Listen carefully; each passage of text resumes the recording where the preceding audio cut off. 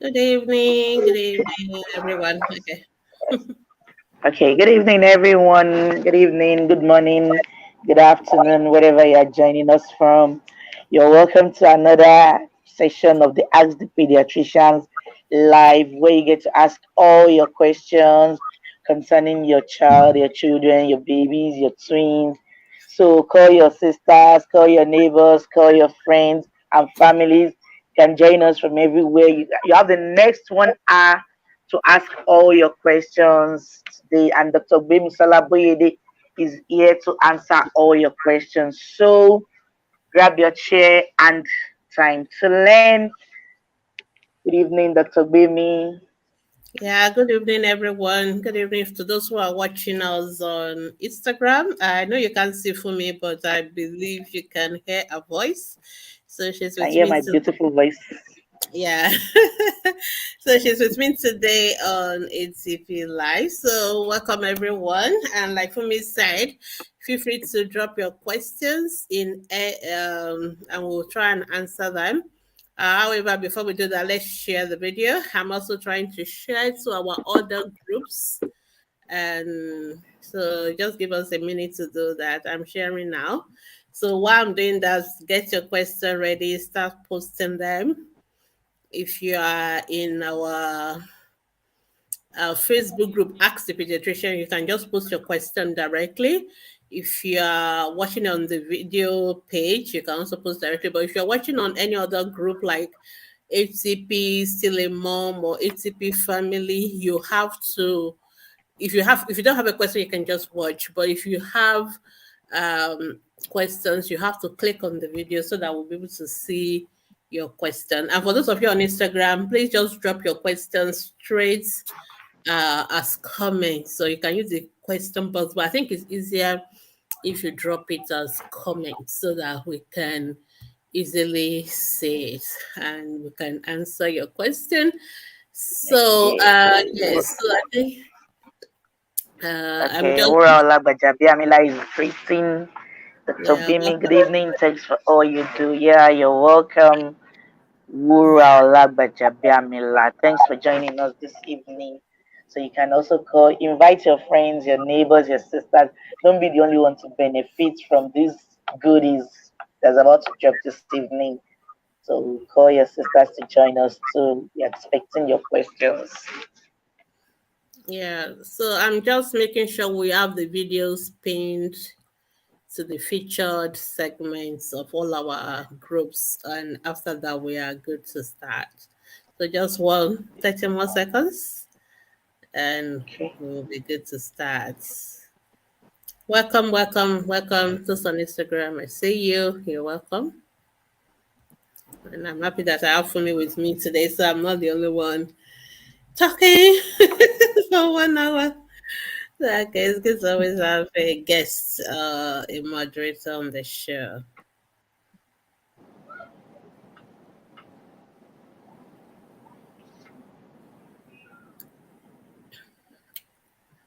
Okay, I think we are good. Yeah.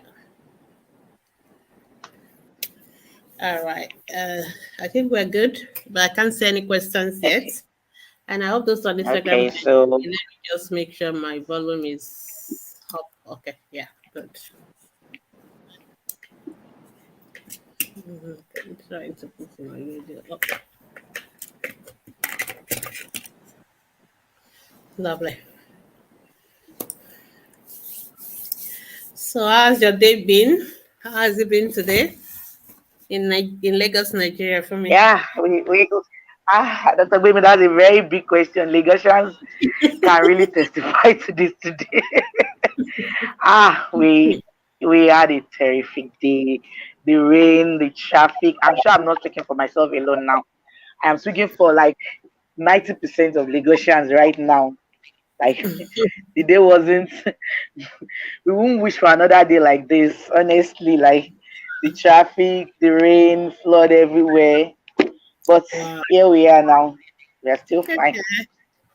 Yeah, I hope that's the spirit. I just hope my Lagos people are not held up in traffic, sha. Maybe that's why they are not. Don't That's why worry, we just come and Relax. Need to relax your nerves now. Relax with us on the show. Yeah, you come and relax. Come and enjoy with us on the show. Mm-hmm. Okay, we don't have any question yet. I guess many people are still joining us You can check gradually. the Instagram. Yeah, I don't know why my background is not changing well, but so you can see me. All right, so welcome everybody. I can't see any questions yet. So if you have questions on any children health issues, please drop your questions in the comment section. Okay, drop your question in the comment section and we can answer it. Mm.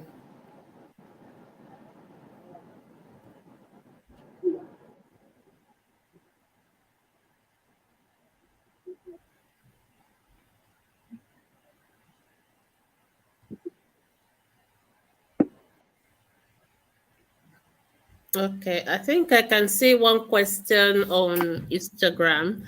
Can you see me for me? Yes, I can see you, but your background is changing.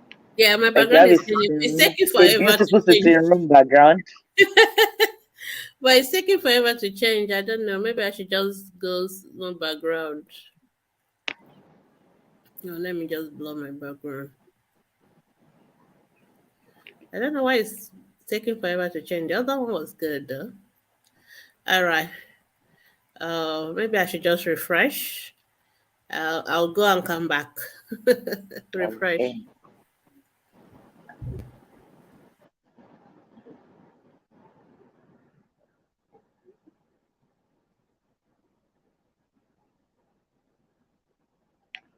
Okay, sorry, just give us okay.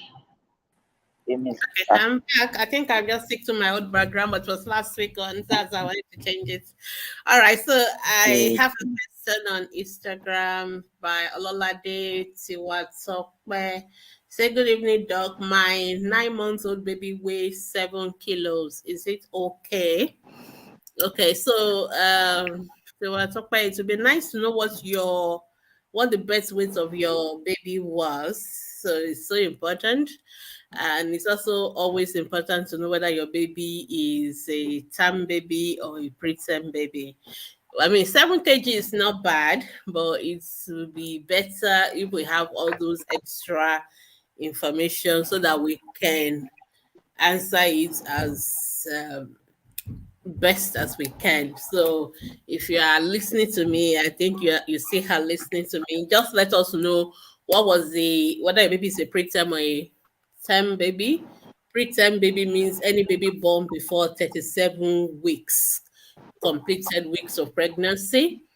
Why any baby born after 37 weeks is term, and then can we also know the birth weight of your baby? Okay, so she said the birth weight of her baby is 2.5 kilos, so that's good. So your baby was 2.5 kilos. Usually by age of 9 months, whereas for a term baby, we expect them to have become like 9 kilos. So that's the average. So, but then apart from the average, there's a range. So, some babies may be a little bit smaller, some babies may be a little bit heavier. But as long as baby's weight is between 80 to 120% of what we expect. So, in other words, if you put 7/9 times 100, I'm sure you will still get something. For me, you are the mathematician. So you should still get something over 80, I guess. So I'm trying to do Mm, the nine 70 is what. So if you are still getting something close to 80 and above, then that will be fine. We will not worry. But again, your baby is really on the lower end of what is normal. So I will expect that you want to make sure that you're feeding the baby better. You should still be breastfeeding your baby. You should be giving complementary feeds, and you should make sure that baby is eating well. If the baby has any health issues, you need to see the pediatricians, and then they will be able to provide you with appropriate support. I hope that is helpful. Uh, If you want any more question, you can also ask. I also have a question by Oluwase Fumbi in the still on Instagram. Instagram people are on fire today. We can't seem to see anything on We Facebook. can't say everything because on Facebook. Oh. How Facebook people can see us and they can hear us. So please let us know in the comments that we are not lost on Facebook, but I think we are there. Okay, so Oluwafumbi Yes, we says, are. good evening, ma'am. Please talk on umbilical cord care. Okay, umbilical cord care is something we've talked several times, but I will recap it again. Okay, so when babies are born, babies are joined to their mother uh, through what we call the umbilical cord. There's what we call the placenta, which is what supplies the baby everything the baby needs. Okay, and and so the placenta is like the intermediary between the mother and the baby in the womb. So everything flows from the placenta to the baby, and vice versa. So the baby puts all the waste products through the placenta to the mother to get rid of, and food, oxygen, everything goes through the placenta to the baby, from the mother to the baby. So when baby are born, what we normally do is to cut that cord. That's the separation of the baby and the mother. And of course, so that area that's cut is, it would be like a wound, it would be raw area, and we normally clamp it. So we have what we call the cord clamp, that blue or white or whatever plastic that they put around the navel area to clamp the cord so that that cord does not, because there are blood vessels running through it and everything, through which things are getting to the baby. So when you clamp it, so it will stop blood, baby losing blood and all that. So it's important that the cord is clamped, and it's important that it's clamped very close to the navel. And after a few days, it's going to dry up and it's going to drop. So, and then that area will covered up with skin, and you have what we call the navel, which is what we all have. We all have our navel. So that navel is the area where the umbilical cord actually went through to the baby. So because it's a raw wound, all right, in some countries like what we call the temperate countries, in countries where the weather is cold and they don't have a lot of bacteria and all those kind of infection, they just leave it alone and it will dry up on its own, and that's it. You don't need to do anything to it. Just leave it. It will dry up, and that's it. But in those of us who live in Africa or in tropical environment where there's a lot of humidity, there's a lot of temperature, and we are prone to what we call bacterial infections. So for those of us who live in those kind of areas, you want to prevent that area from getting infected while you're waiting for it to dry up. So that is the important thing about cord care. So I'm just giving the background to understand what we're trying to do, because it's so important. Once you understand that, then you know what to do.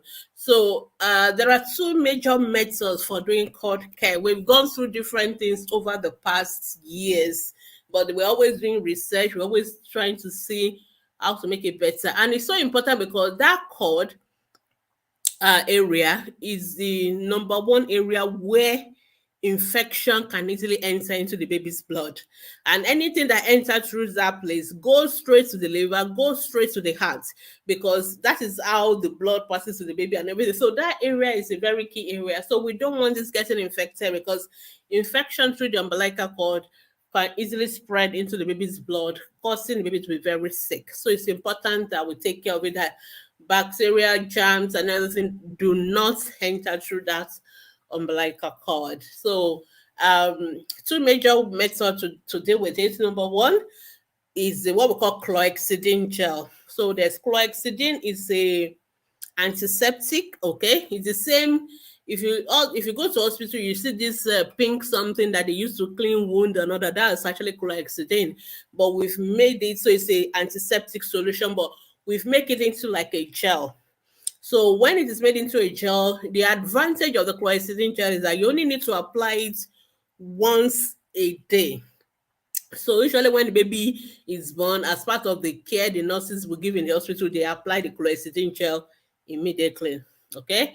And then they will tell you that when you go home, immediately after the bath in the morning, you just apply it. You just need to apply it once a day, and that's it. So that's the advantage of chlorhexidine gel. But some people say, oh, I don't have chlorhexidine gel, I don't have this. Then you can use methylated spirits. Okay. The thing with methylated spirits that you have to do it several times a day. So you have to do it every 2 to 3, 4 hours a day. So you have to do it several times. So the easiest way to remember is anytime you change the baby's nappies or diaper, you clean the cord with the spirits. Okay, now I've noticed that a lot of mothers go ahead and do a mix of both um the chlorhexidine gel and the methylated spirit. That is wrong. So you are not supposed to be doing both together. You are supposed to do just one. So you do chlorhexidine gel or you do methylated spirit. Don't do the two together.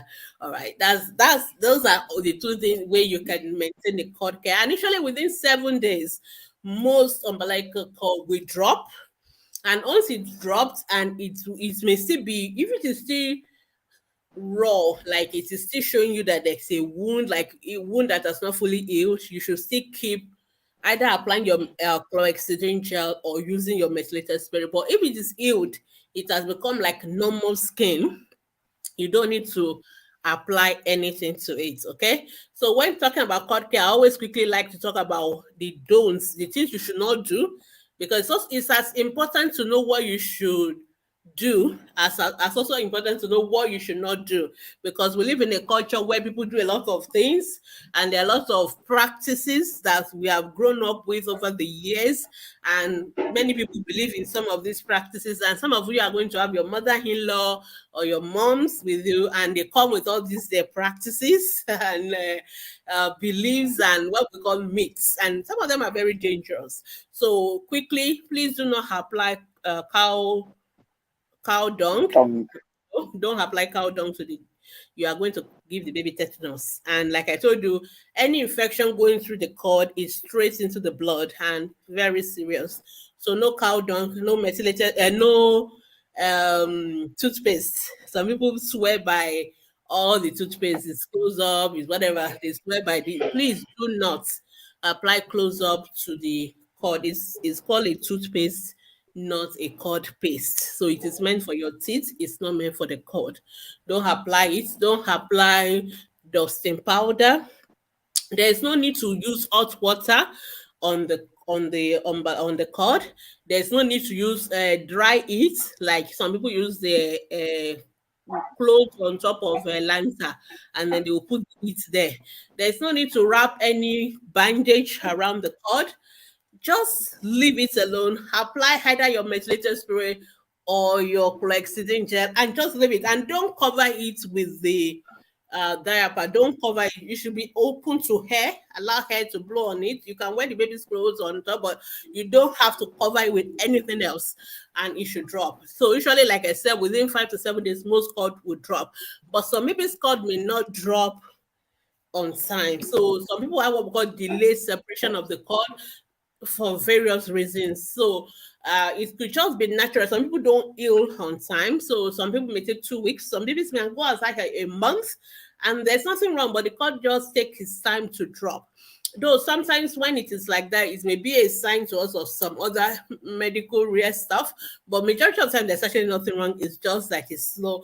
As long as the cord is not infected, there's no need to worry. But however, in some children, it's because the cord is infected. So the cord gets infected and it will start smelling, it will be bringing out pus. You know that, okay, this is cord infection and we have to treat it with antibiotics. So if that happens, you should see your doctor, preferably your pediatrician, so that they can prescribe appropriate antibiotics. But if you do what I've asked you to do earlier, following all those rules, the cord should not get infected. Another thing that when some people are cleaning the cord, they are very gentle and they clean the parts of it beyond the cord clamp. So that dry part in front, that's what they're cleaning. No, it's actually the base, the one closer to the tummy, that has a part you really need to clean, and you clean inside. You are not hurting the baby. Don't be scared. Oh, I don't want to. You need to really clean it deeply. You shouldn't be seeing all those yellowish stuff. You shouldn't be seeing what we call slough. Like when a wound is infected, you see all those dirty stuff on top, the yellowish stuff. You shouldn't be seeing that. So you really need to make sure you clean it properly, and you clean it. If you are using methylated spirits every 4 hours, but if you are using the chlorhexidine gels once a day, should be enough. So I hope Oluwase Yufumibi, we've answered your questions on cord care. So for those who are Okay. first time mother, we have a product, first time mom companion. It's a very lovely digital product that tells you everything you need to know about the care of your newborn baby. It's your manual for the newborn care. So if you contact us, we will tell you how to get that, and I'm sure that will be very helpful. All right, I think I've taken so much time answering Okay. that So question, but it's very important. we It's a now very have, yeah. So we now have question on Facebook. So Oluwatosin allow me is asking. Okay, good evening, doctor. My baby is 6 months today, and I tried introducing pap mixed with palm oil. She took just a little of it and refused, but she took water very well. What else can I do to make her accept food? I'm worried she might end up selecting food. No, no, she's not going to select food. Mommy is because you didn't go through our course on complementary feeding. Because if you start complementary feeding today, your baby cannot be start refusing food today. Come on, you've only given the baby this food the first time, and today is the first day, and you're already saying the baby is rejecting food. No, if you go through the course, we always tell you that the very first time you're giving the baby food, the 1 to 3 spoon is enough. That is all we expect from the baby. That is when you're introducing something new to somebody. It is a gradual process. So the first day today, I don't know how much of it your baby take, but I'm not surprised your baby take only that little. If a baby takes only 1 spoon, that is fine. There's no need to worry about that. That is what I expect for day one. So you start with 1 spoon, and then you increase it to 3 spoons, then you increase it to 5 spoons. That is how to do it. So you're not going to start today and expect baby to finish a whole bowl of pap or 100 mils of pap. No, it's not going to happen. And this is how we set up ourselves for failure, because we have undue expectation, we have wrong expectation. So if you're giving your baby the day one food and you're already worried your baby is selecting food, no, that is because you are already putting unnecessary pressure on the baby. And this is what normally happens. The mom says, oh, that means baby doesn't like pap. Let's go for the next one. And day two, they are going for the next one. Then day three, you're going for the another one. The baby is not going to like any food at the end of the day, because you are already setting up the baby for failure. When you are introducing new food, it's not pressure. These babies still need breast milk more than any other food. That is all the baby needs. Breast milk a lot, and not a lot of water, because your breast milk is still going to give baby a lot of water. So a 6 months old who just started complementary feeding should still be taking as much breast milk as baby was taking yesterday when you started complementary feeding. Then you're only adding. And when you are adding for a 6 months old, baby just need to take complementary feed twice a day, just twice a day. And the quantity again is small. And for the day one, we don't expect you to give baby more than 1 to 3 spoons. And please make sure you mix it properly. Make sure it's a thick pap. Make sure it's something that has taste. Make sure it's not something that is bland.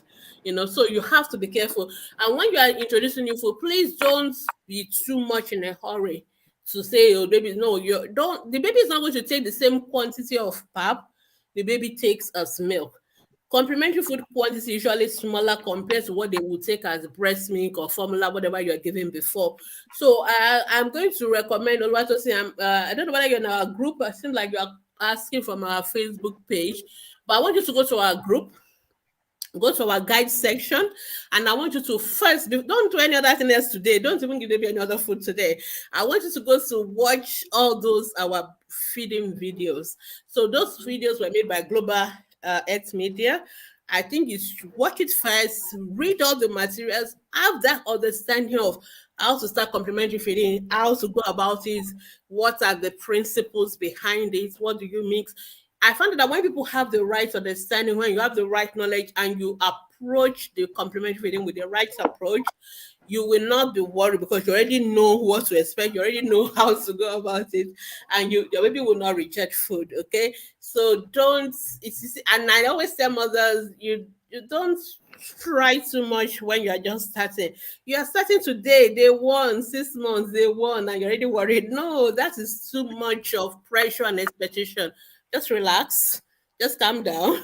Don't even do anything. You don't. If your baby needs complementary feeding for day one or day two at 6 months, nothing's going to happen because your baby still need 80% of breast milk anyway. So what I think you need to do first is to have the right knowledge of complementary feeding, how to go about it.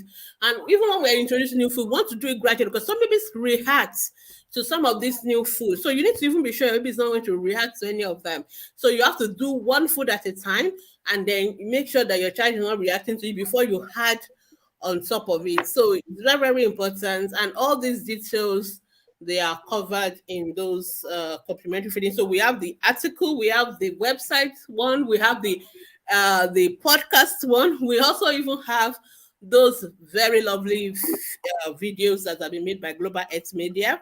What to give, how to give, what quantity to give, everything from 6 months to 2 years, from 6 months to 1 year, from 1 year to 2 years. All those details are there. So I really, really would strongly recommend that you watch all those videos first before you continue. Then you will not have any worry whatsoever, and your baby is not going to reject food. Just relax, okay? So that's it.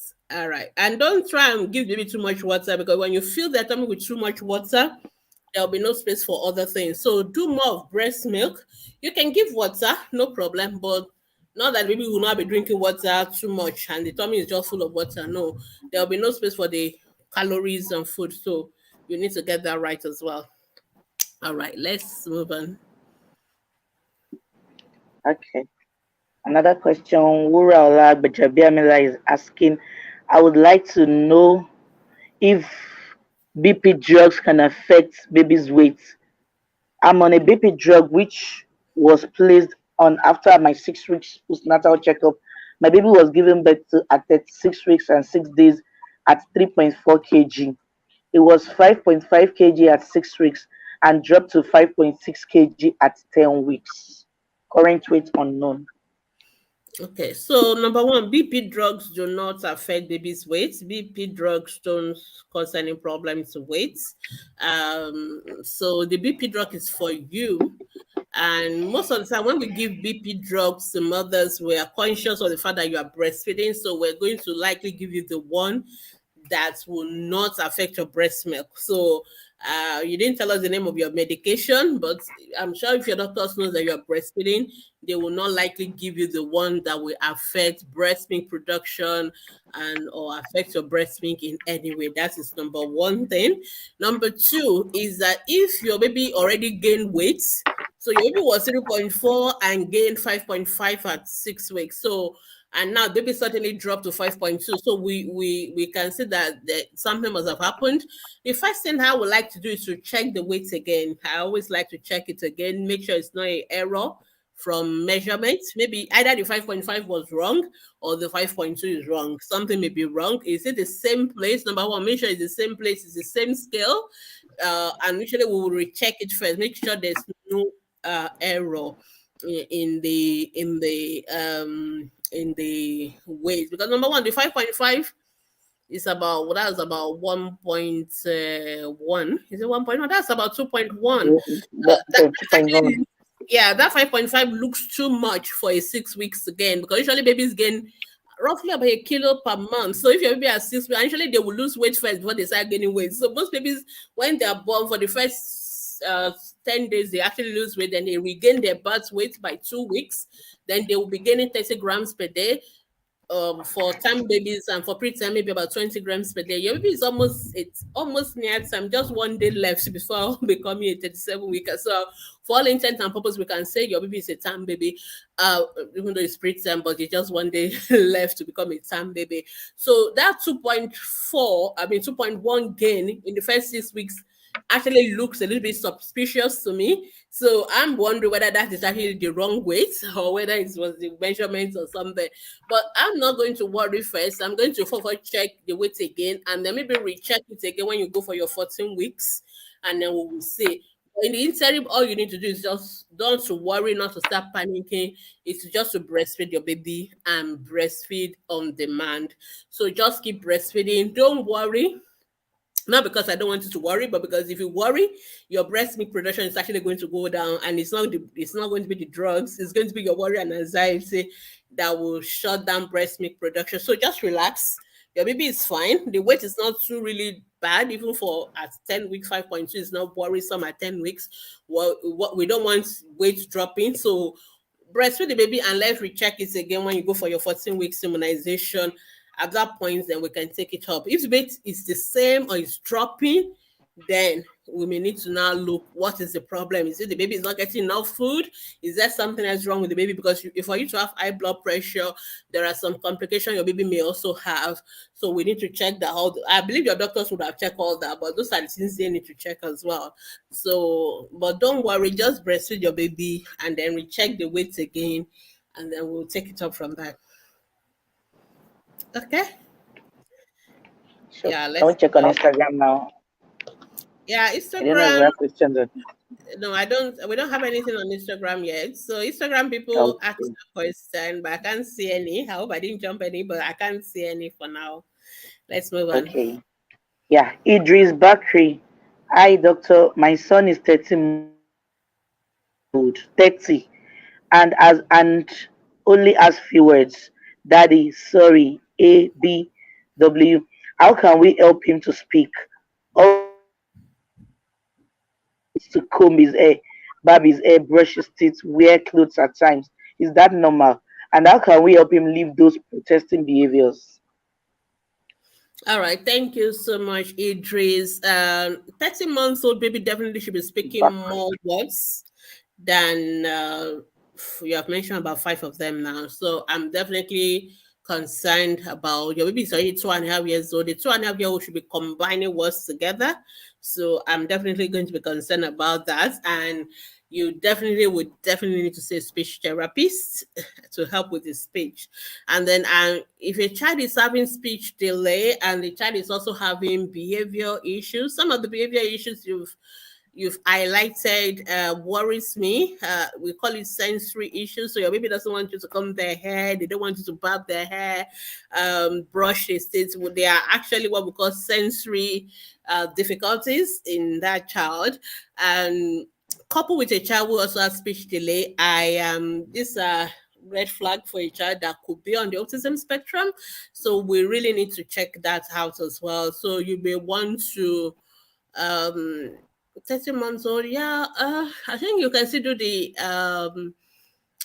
what's we call it now, mchat screening modified checklist for autism in toddler is available online. It's a free assessment. You can just google it and then look for it and do it and just answer the question as honestly as possible. It will tell you whether your child is showing enough signs for us to worry for further assessment or not, if you answer it truthfully. But from what you've written here, I will be worried about this child needing further assessment for autism. And so there are two options. You can first start with the speech therapy because speech therapists can also pick up more signs and they can also help with speech delay. But if your alternative, you may want to just see a developmental pediatrician as well. You will still need a speech therapy along the line, but the developmental pediatrician, we can do the autism assessment and decide whether the child is on the spectrum or not. I'm not saying your child is on the spectrum. I'm only saying that your child is showing red flags for possible autism, and we should be looking forward to do further assessment in that age. So that's what I'm going to recommend. But your child needs to see those two professionals, the speech therapist, the um, developmental pediatrician. So that's what I'll recommend now. Okay. Here in okay, good evening, my good doctor. Okay, good evening in okay, Louis Ijoma is asking, good evening, doctor. My baby of 7 weeks, 5.7 kg, has stuffy nose with no mucus coming out for about a month now, and it's affecting his sleep. Please, what can I do to help? Also, my baby has rash on his back and belly what can be done too. Thanks for the good works. All right, you're welcome, Ijoma. So number one, if the baby if there's no mucus coming out of the nose, then he, um the terminology may not be appropriate, but I think we just leave that. Basically, your child is, I guess your child is having like some noisy breathing, or you are hearing some noise that's so that give you the impression that something is blocking the nose, but there's really nothing coming out, so there's no mucus, so it's not cancer and all that. So, noisy breathing that sounds when we hear in babies can be normal or they can be abnormal. It's a little bit tricky with parents because when babies are born, sometimes the what we call the cartilages, the parts of the airway that's from the nose down to the trachea and all that, they are not really very strong. They are not yet like bony like that of you adults. So when hair move into the airway, it tends to kind of those cartilages can, they are soft, they can collapse and they can open, so they tend to make a lot of noise sometimes. And so those kind of noises, we can hear it in babies at times, but they doesn't mean there's anything wrong. But again, there could also be other things blocking the airway and making the child to have noisy breathing. So the best option is for a doctor to check it out to decide whether this noise is a normal noise or is something to worry about. Like, is there something blocking the airway? It's a little bit tricky to know which one is a normal noise or which one. But if it's been there for a month, I'm going to assume it's maybe it's just part of um, the fact that the airway is not yet fully formed and is you are hearing the noise of air going in and out. But it's best, since your baby is going to go to hospital anyway for immunization and all that, you should let the doctors have a look. They will listen to the child's chest, check airway, and make sure everything is fine. You can record the video of that noise so that the doctor, if because in case you go to the hospital and baby is not sleeping and the doctor could not hear the noise, you can show them the video, then they can listen and then they can tell you whether they are worried about the noise or not. So a lot of noises are fine, there's really nothing wrong, but it's good to always be sure there's nothing else we're missing out. In terms of the rashes, again, the same principle. We need to see a rash to be able to know what kind of rashes. So there are rashes that are not too worrisome, like your itch rash, like your what we have milia, there's some other kind of rashes like that. But there are also rashes that are due to either the child is reacting to the products that you are putting on the skin, or the child has an infection, could be bacterial infection, could be fungal infection. Some children could have allergic skin condition like atopic dermatitis. So there are different kind of things. And one of the things I always want parents to do, especially new moms, is that don't just take people's advice when it comes to rashes. So some people just say, well, maybe it has a rash, just go and buy this cream and use it, as if that cream is a cure all for every rash. There is absolutely no cream in the world that's a cure all for every rash. So, and if you use the wrong one, you are going to make things worse. So, if, for example, your child has a bacterial infection, kind of a skin rash, then you go and buy something that has steroid in it as a cream, which is one of the common cream people always recommend anyway. You are going to end up making it worse. So don't, a child who has infection kind of rash, it's not going to use a steroid kind of a cream. So a lot of time mother just say, go and use this one. I know some people use, oh, go and buy pseudo cream. Pseudo cream is not meant to cure rashes, it's meant to prevent nappy rashes. So it's important that you take it to see the doctor, let them have a look at it, and then they can tell you, oh, we think it's a rash due to fungal infection, or a rash due to bacterial infection, a rash due to uh, atopy, allergy, whatever.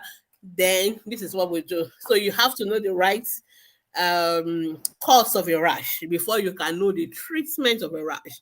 And please don't do self-medication, because most of the time when mothers come to us, we are now dealing not with the original rash, we are dealing with a complicated rash from the wrong treatment that self-medication that mothers have done. So I always like to sound that warning.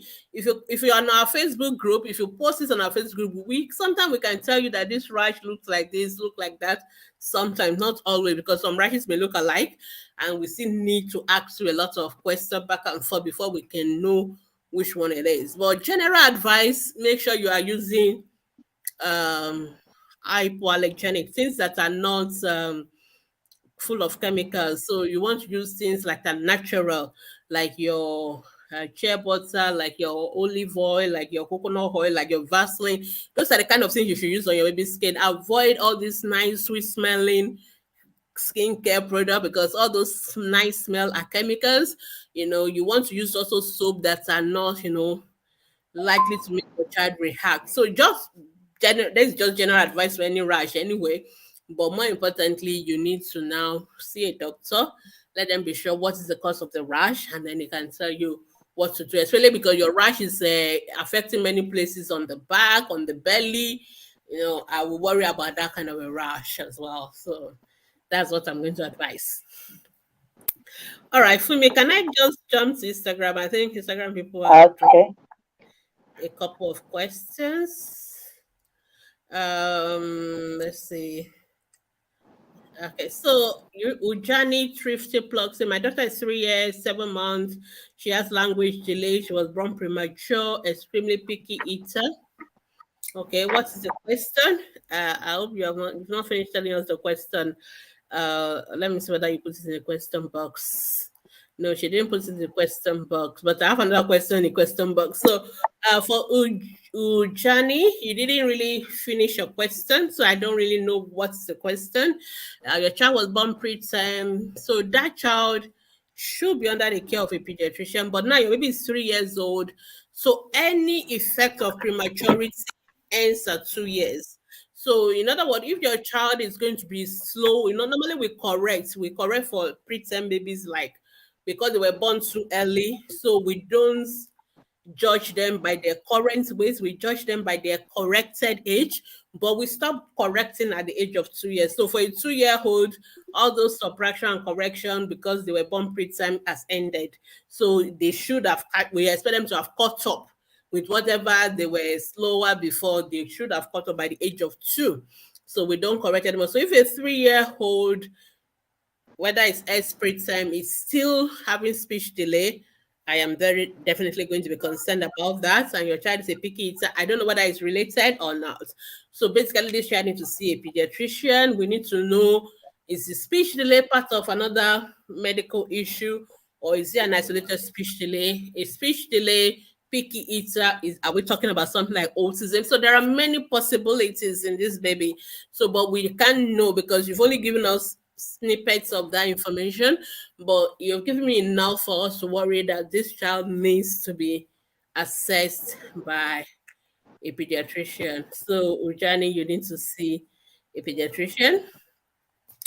Okay, the other question in our question box say, okay, I think I better look at it. It said, it might be finding it difficult to serve suits at bedtime. How old is this baby? It's 8 months and 3 weeks. Not bad. He cries, he groans, he vomits. This only happens at night when he's really sleepy. Uh, he's 8 months old, 8 months, 3 weeks. How do I help him to settle? I'm number one. I'm worried why an 8 month old is vomiting at bedtime. So when does baby eat the last meal? Ideally, you should not be letting them eat and then going to bed straight away. I mean, that is not ideal. So unless you, of course, the only thing they can do like that is breastfeeding, but they shouldn't be having their complementary feed so close to when the child is going to sleep, because what is happening is that the child has not yet digested the food, is indigestion. So you don't eat and then quickly go to bed. You're going to have indigestion, and maybe that's why the child is groaning and twisting and vomiting. Sound like a child that may be having indigestion. So I want you to look at your um feeding time. So an 8 month old baby should be having at least 3 meals a day, but try not to. So an 8 month old baby, if your baby is already sleeping well through the night, or at least going to sleeping most through the night, we expect babies to be going to bed like around 7 or 8 p.m. So try not to give your baby, at least aim for an hour between the last complementary feeds and sleep.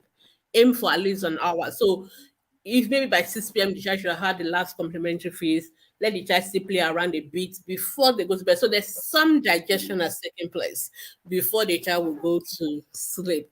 So if not, they will be really uncomfortable and don't. And you also watch what quantity of food does the child take at that time. So they are not. This is not the time to give them every load of complementary feed before they go to bed. So they should eat at least an hour or so before the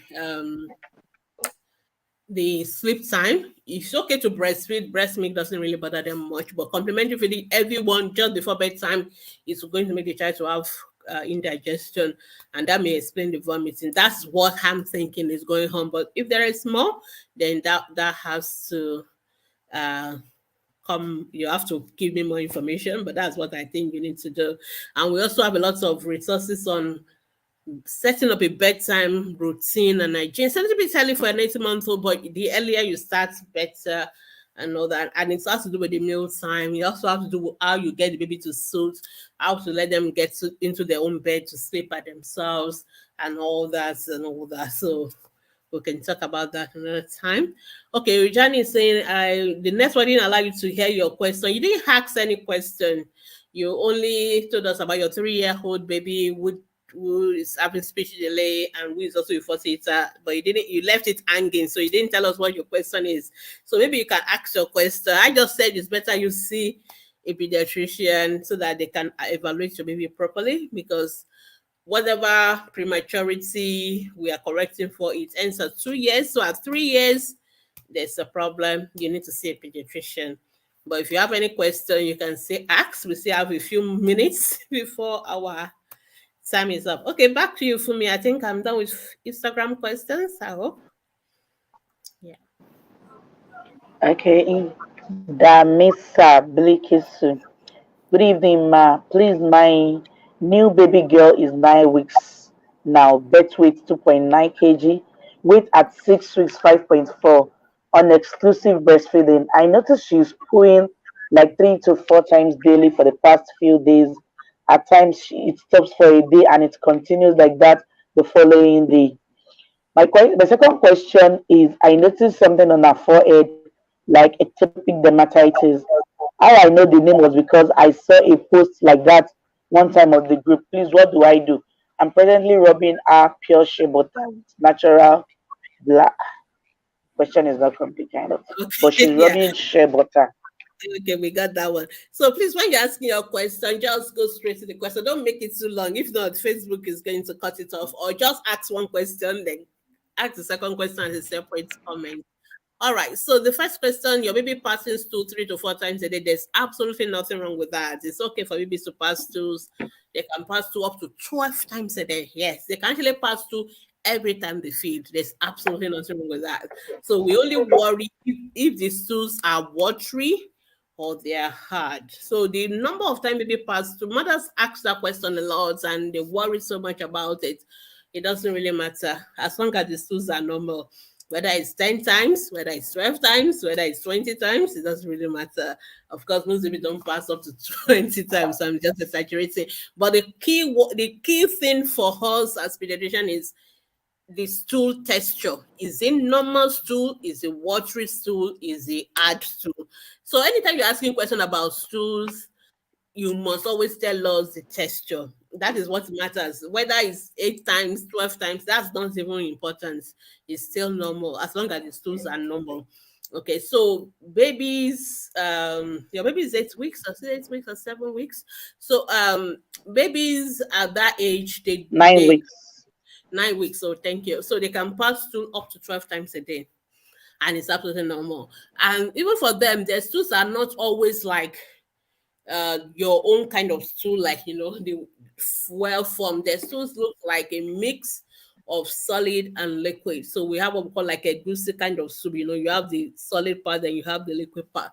That is absolutely normal stool for them, and they can pass it up to 12 times a day. And sometimes they can even go for days without passing stools. So babies on exclusive breastfeeding, they can either pass stools every time they feed, and they can do it 8 to 12 times a day, or they may go for days and weeks without passing any stool, and then suddenly they will do a big one and it is still normal stool. So we're not worried about that. So Your question one is nothing to worry about. Question two, we need to see a rash before we make up our mind what it is. And we don't take other people's it's difficult for you to use another person's question to quickly say that is the same. It may not be the same because I know it's difficult for parents to understand this, but there are some rashes that look alike, but they may not be the same kind of rash and they may not be the same cause because there are other questions around it. Let me give you a typical example. So a child can react to ampiclox and a child can have measles, and those two rashes will look exactly the same. They will look if you look at the rash, you most mothers say, oh, the child has measles. No, the child does not have measles. So that is where the doctor asks questions. So we will ask you, did the child have fever? The child have cough? The child have this blah blah blah, red eyes before the rash. So mother will say the child had fever, the child has cough, had red eyes, and then suddenly the rash come out. Then we know, oh, that's look like measles. But if the mother said this child was well but was having cough or maybe was having ear infection, and I decided to give ampiclox, and the first day after I gave the ampiclox, the child has this rash, then we know this child is having a reaction to ampiclox and not measles. But if you look at it from outside um as a person who doesn't know that, who is not a medical person, you will just say it's measles rash. So a lot of mothers always tell me, oh, my baby has measles. Your baby didn't have fever, your baby didn't have anything, your baby has measles. No, the baby does not have measles. So that is why it's important for us to know the background of rashes. We don't just so that is why when we say we cannot tell you the cause until you go and say doctor, because we need to ask you more questions. That is why. Because there are rashes that look the same. So there's a way we call rashes. This is a type of rash, but that does not mean all the rashes that look like that have the same cause. No, there are different causes that will still give a rise to rashes that look the same. So that is why I cannot jump on you say your baby has atopic dermatitis. No. So we need to see your own baby's rash. Then we need to know your background information about it before we can say yes. So it's possible your baby may have atopic, but we cannot make that assumption because it is a very dangerous thing to make assumptions about rashes. We need to see it. We need to ask more questions. We need to be sure because the treatment for example, atopic dermatitis is different from if your child is having a fungal infection. And sometimes parents may not be able to differentiate the two because sometimes they look alike, but they are not the same. So it's best we see the rash and it's best we not advise you on it. So that's what I'm going to say. So for if you're on our group, Damisa, you can post a picture of your own baby's rash and tell us every other information about the rashes as much as you know. Is it itchy? Which part of the body is affected? For example, for atopic dermatitis, there's a particular place we expect it to be in the body. So we tend to see it in the fold areas, the elbows, the knees, there are places we expect to see. There's a particular distribution of it. So that is why we also ask you, where are the other rashes? So it's not just the one you are showing us in the picture. Where are the others? That information also tell the doctors, okay, this is most likely going to be atopic or not, based on even where it's occurring. So there are lots of ways by which we figure out things. They look alike to everybody else, but when doctors ask you those questions, it helps them to really know there are other things we are thinking about. Let me just put it that way. So that's why it's so difficult to answer questions about rashes. We have all the other information. Even sometimes we need to examine the whole child before we know what the cause of the rash is. Okay, okay, in response to our question she asked earlier, the BP drugs were Dopatab M250, Nifedipine 20 milligram. Thanks for the enlightenment, ma. Yeah, so I think dopa should be melty dopa, so which is okay, which is fine for you to use in a breastfeeding mother. Nifedipine has its own issues, but it's not going to cause weight loss per se. Anyway, so I think you've got all the explanation we made earlier, so that's fine. But it's okay. You can use those medication while breastfeeding. That's not the point I want to make. Okay. Maybell, what's his name? Maybell Chung Jeremiah. Good evening, Doc. Please, my baby is 2 months and 5 days. Not rolling yet, but want to stand, though his neck is not strong yet. Your baby cannot stand at 2 months, okay, and your baby cannot roll at 2 months, okay. So sometimes mothers misinterpret what babies want to do. So babies don't try to stand at 2 months. So the fact that the baby is moving or they're stretching out and all that does not mean they want to stand. So what I want your 2 months old baby to even wait for is for the baby to have neck control.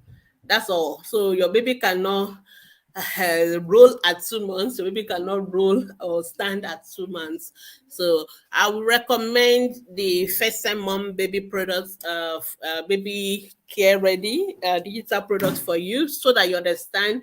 You need to know what is the normal milestones to expect for a baby. So the fact that babies sometimes from the age of 2 months they start to lift their head up as part of the fact that they are getting ready to have neck control, which is normal, but that does not mean they want to stand up.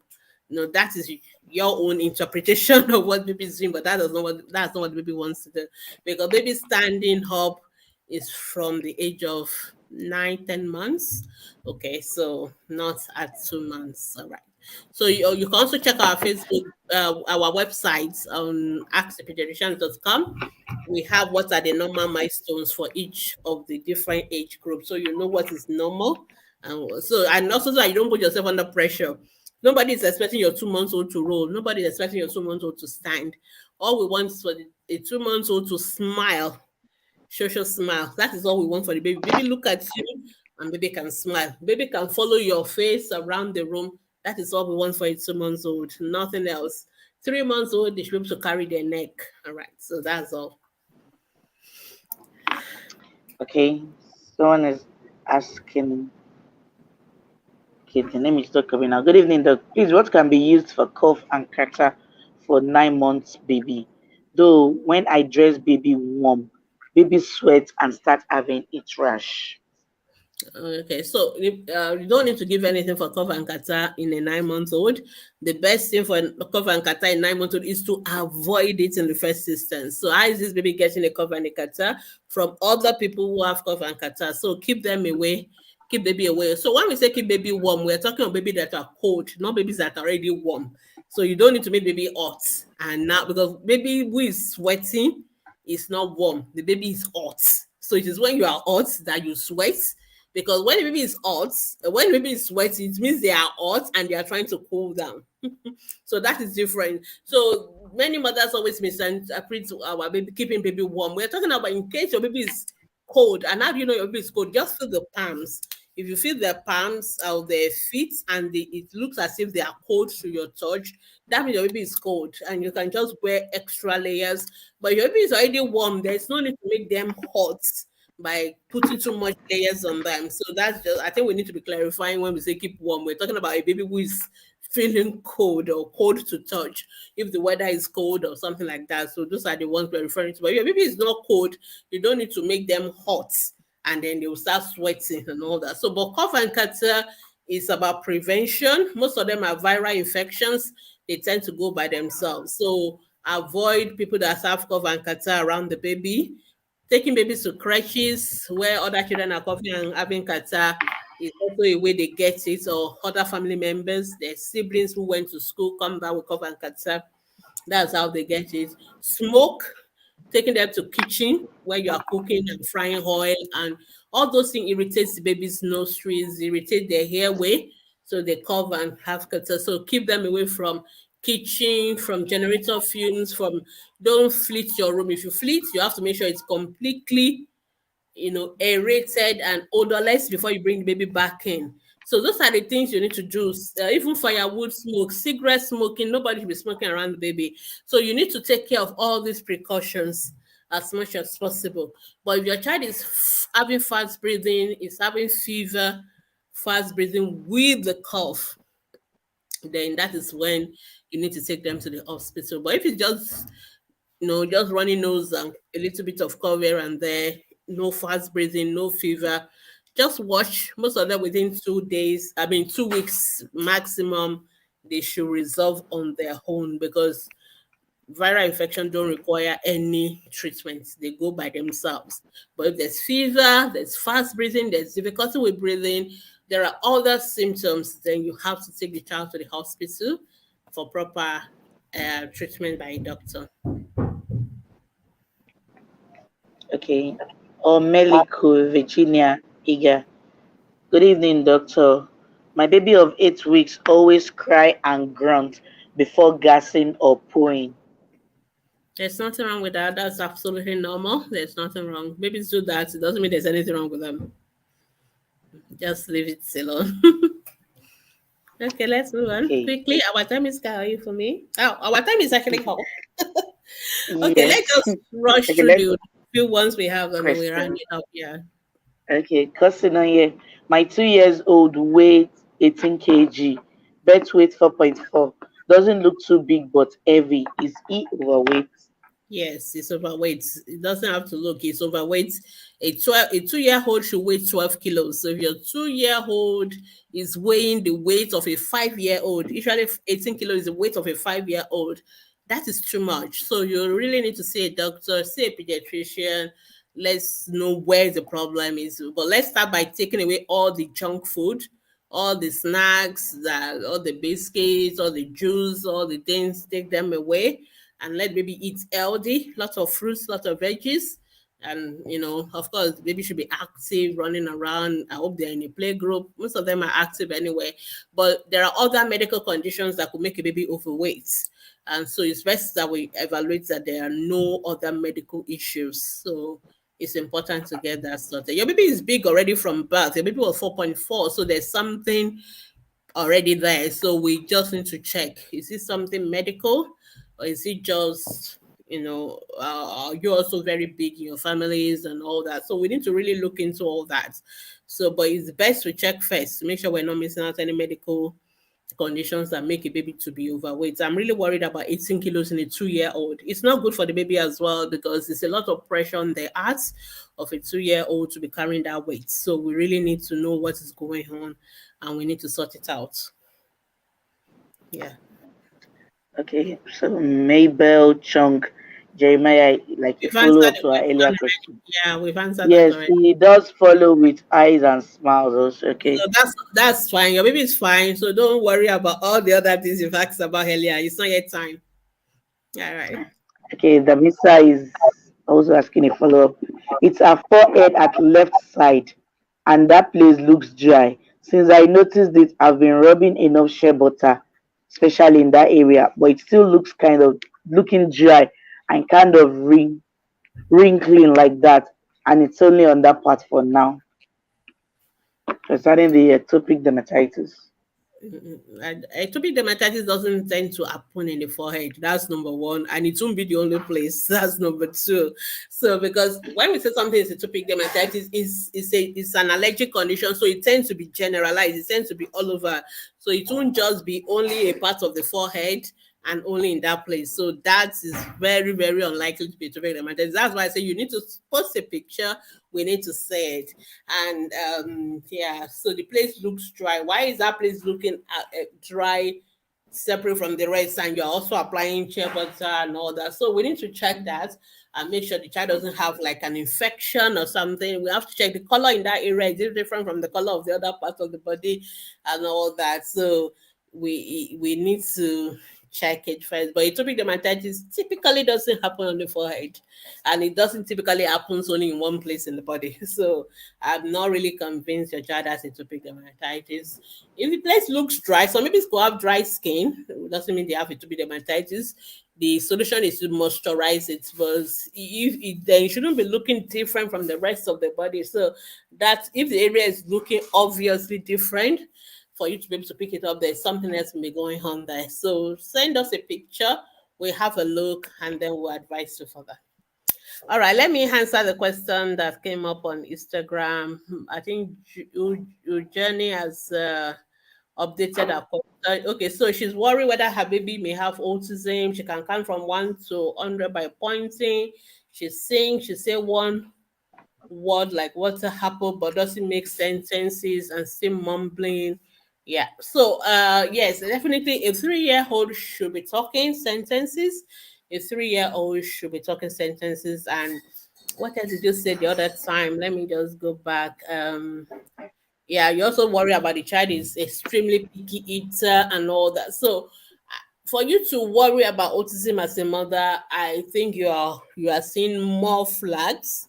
And I think it may not be, it could be as well. So what we need to do is to do an assessment. So I'll recommend for a developmental assessment to know whether the child may have autism or not.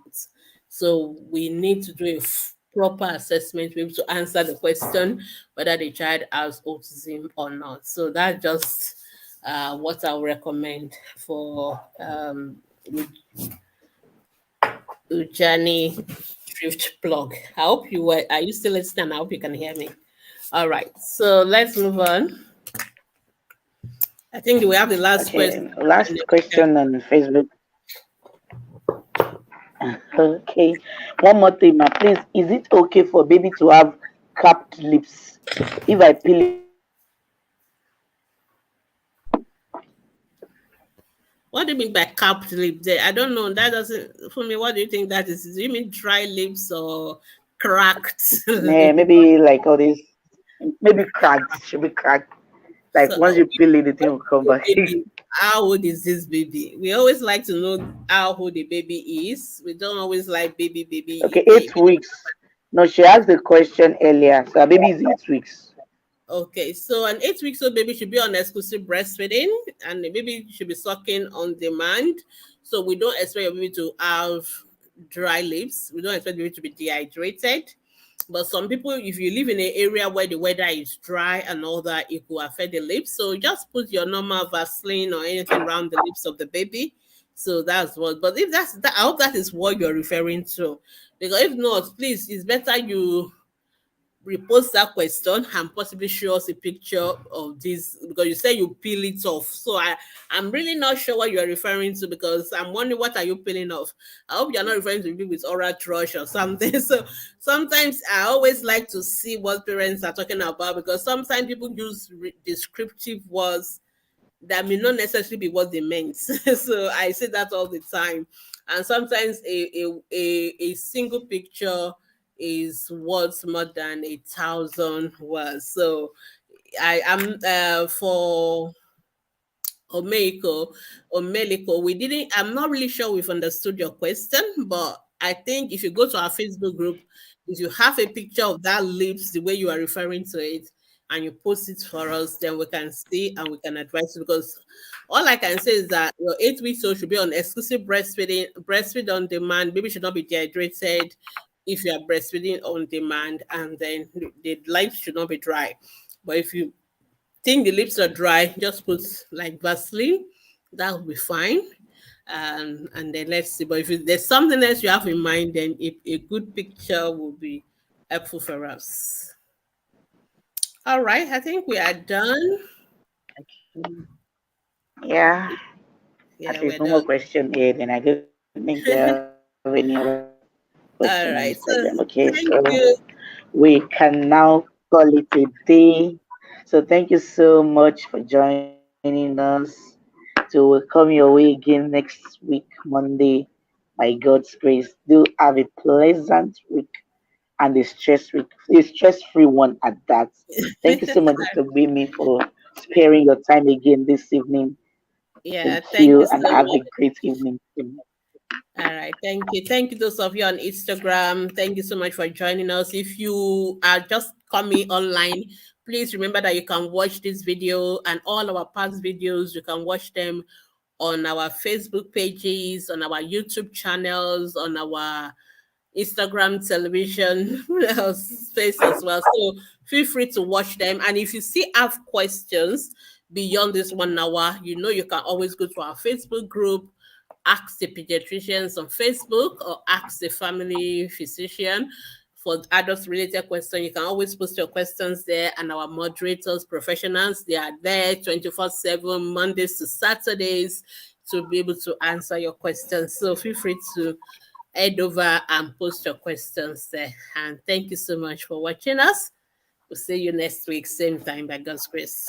Bye. Bye. Bye.